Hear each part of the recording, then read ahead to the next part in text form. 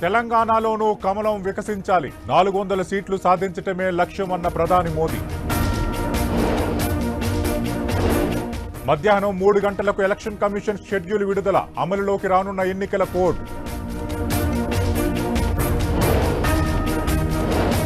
విపక్షాలే లక్ష్యంగా ఈడీ సిబిఐతో దాడులు, కేంద్ర సంస్థలు బీజేపీకి అస్త్రాలుగా మారాయని రాహుల్ ఫైర్. ఎమ్మెల్సీ కవితను కోర్టులో హాజరుపరిచిన ఈడీ, 10 రోజులు కస్టడీ కోరిన ఈడీ అధికారులు.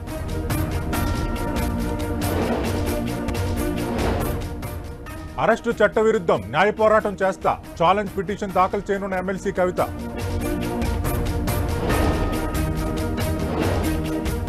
ఈడీ సమన్లు కేసులో ఢిల్లీ సీఎం కేజ్రీవాల్ కు ఊరట, 1,00,000 పూచీకత్తుపై బెయిల్ మంజూరు చేసిన కోర్టు.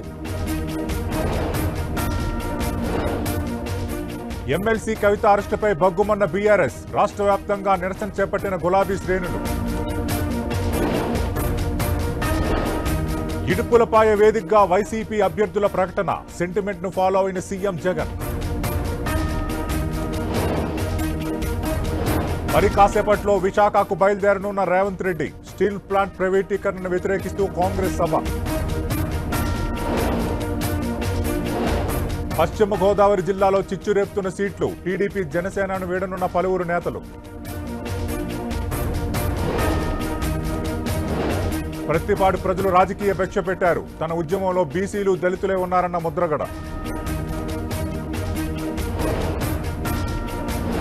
కెనడాలో భారతీయ దంపతుల అనుమానాస్పద మృతి, ఈ నెల 7న ఇంట్లో సజీవ దహనమైన భార్యాభర్తలు.